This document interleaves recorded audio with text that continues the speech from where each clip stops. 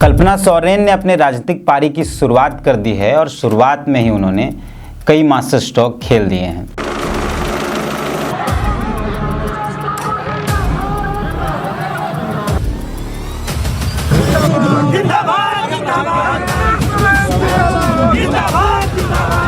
आपको जानकारी है कि 4 मार्च को गिरिडीह के झंडा मैदान में कल्पना सोरेन ने पहली बार अपने राजनीतिक जीवन का भाषण दिया और दूसरी बार कल यानी 6 मार्च को बरहेट में दिया। कल कल्पना सोरेन बरहेट में थी और बरहेट में जो हुआ वो कल्पना सोरेन के मास्टर स्ट्रोक का हिस्सा था। कल्पना सोरेन राजनीति में बहुत नई हैं, लेकिन वो जिस तरीके से अपने भाषणों को मंच से बोल रही हैं वो एक मंझा हुआ राजनीतिकार ही बोल सकता है। जब आप उनके भाषण को सुनेंगे तो आपको भी ऐसा ही महसूस होगा। हालांकि जो मास्टर स्ट्रोक है वो हम आपको बताने आए हैं।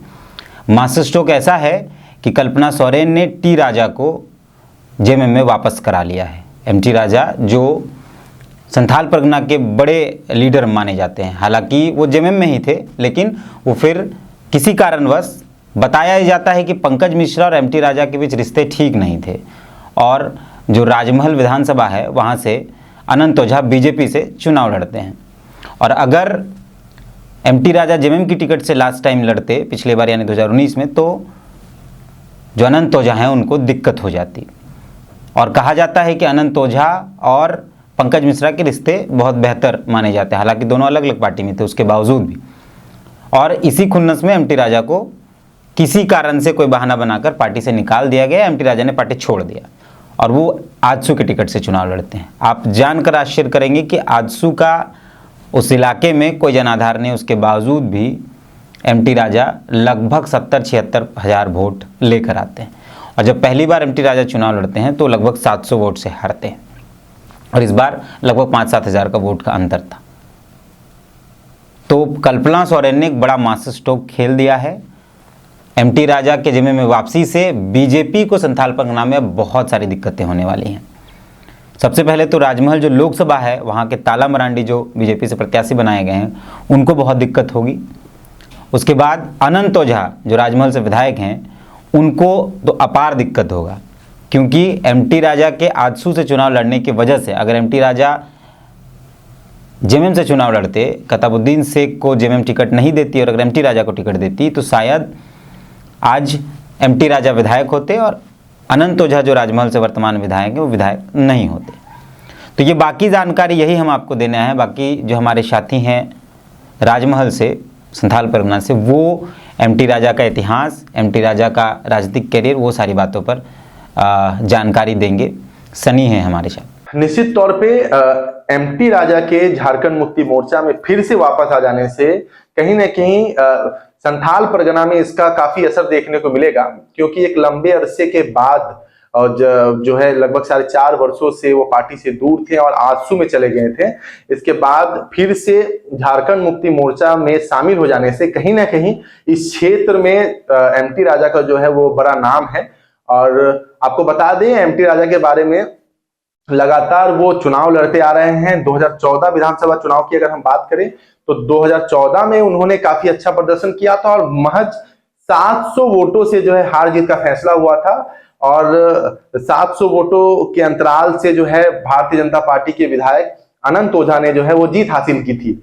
उसके बाद 2019 में वो 2014 की अगर बात करते हैं 2014 में वो झारखंड मुक्ति मोर्चा की तरफ से मैदान में थे, पर 2019 में उनको टिकट किसी कारणवश नहीं मिला और वो उन्होंने आजसू का जो है वो दामन थाम लिया और आजसू की तरफ से वो मैदान में उतरे और उसके बावजूद त्रिकोणीय मुकाबला देखने को मिला। पर जैसा लोग सोच रहे थे कि मुकाबला जो है कहीं ना कहीं त्रिकोणीय होगा, पर यहाँ पे 2 के बीच ही मुकाबला देखने को मिला। भारतीय जनता पार्टी की तरफ से दूसरी बार मैदान में थे अनंत ओझा, जो कि काफी क्या बोलते हैं एक अच्छे तौर पे अच्छे नेता माने जाते हैं इस क्षेत्र के, और आजसू की तरफ से जो है वो एमटी राजा मैदान में थे। तो लगभग 76,000 वोट जो है एमटी राजा ने पाया था और लगभग 10,000 के बीच आसपास जो है वोट के जो अंतराल था वो वोटों का वो देखने को मिला और अनंत ओझा की जो है 2019 में जीत होती है। तो आपको बता दें कि बहुत सारे ऐसे विधायक हैं जिनका जो है टिकट 2019 में काटा गया, विधानसभा चुनाव की हम बात कर रहे हैं। तो इसके बावजूद जो है एमटी राजा ने लगभग 76,000 के आसपास जो है वो वोट लाया था। वहीं पाकुड़ से आजसू की तरफ से जो है अकील अख्तर जो है वो विधायक भी रह चुके हैं पहले, वो भी मैदान में थे, पर उतना अच्छा प्रदर्शन नहीं कर पाए वो लोग। और ताला मरंडी जो है वो भी आजसू की तरफ से, जिनको अभी इस बार भारतीय जनता पार्टी ने जो है लोकसभा में टिकट दिया है, राजमहल लोकसभा से, वो मैदान में है। तो उनको भी जो है विधानसभा की तरफ से वो चुनावी मैदान में थे, पर उन्होंने भी काफी अच्छा प्रदर्शन नहीं किया था। वहीं एमटी राजा ने लगभग 76,000 का एक बड़ा जो वोट बैंक है उनका, वो उनको मिला और काफी कम वोटों से जो है हार जीत का फैसला हुआ। वहीं झारखंड मुक्ति मोर्चा के किताबुद्दीन शेख मैदान में थे, उनको लगभग 24,000 25,000 के आसपास जो है वोट झारखंड मुक्ति मोर्चा को विधानसभा चुनाव में 2019 के विधानसभा चुनाव में उनको वोट मिली थे। तो वहीं झारखंड मुक्ति मोर्चा में ऐसे समय में जब लोकसभा चुनाव जो है वो एकदम आने को है और कुछ ही दिनों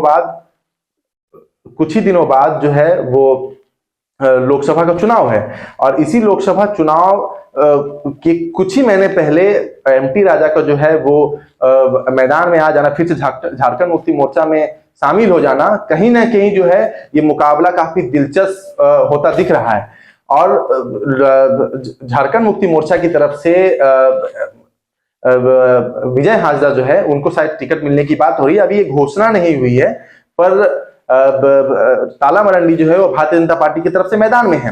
तो कहीं ना कहीं लोग ऐसा सोच रहे थे कि कहीं ना कहीं ये मुकाबला जो है एक तरफा हो जाए, क्योंकि 1 लाख वोटों का जो अंतराल है वो देखने को मिलता है हर बार विधानसभा लोकसभा चुनाव में। आप देख रहे होंगे कि विजय हाजरा जो है वो लगभग 1 लाख भारी मतों से जो है जीत रहे हैं।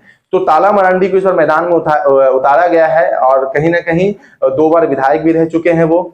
और इस बार जो है मुकाबला दिलचस्प होना था, क्योंकि मुस्लिम वोट बैंक का जो एक बड़ा चेहरा अगर हम कह सकते हैं तो एमटी राजा हैं, और कहीं ना कहीं वो आजसू में शामिल थे। तो निश्चित तौर पे पार्टी की तरफ से आजसू और भारतीय जनता पार्टी का गठबंधन है, तो उसमें कहीं ना कहीं ताला मरंडी जो मैदान में है भाजपा से, उनको कहीं ना कहीं फायदा होता। लेकिन वहीं एमटी राजा का कुछ ही महीने पहले झारखंड मुक्ति मोर्चा में शामिल हो जाना, ये कहीं ना कहीं ये जो 1 लाख वोटों का जो अंतराल है फिर से कहीं देखने को ना मिले, ये काफी दिलचस्प होगा। और ये कुछ ही महीने बाद जो है वो चुनाव के बाद ये क्लियर हो जाएगा।